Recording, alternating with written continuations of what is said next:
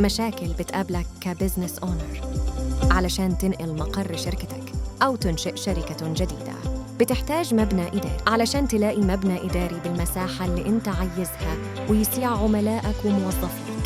بقيت صعبة، وعلشان تلاقي المبنى الإداري في المنطقة اللي أنت محتاجها بقيت أصعب. المباني الإدارية الكاملة مش سهل تلاقيها علشان الديفلوبر بيبيع قبل ما يبني. بس مع ميسرو جروب عندك أكتر من خيار في أكتر من مكان.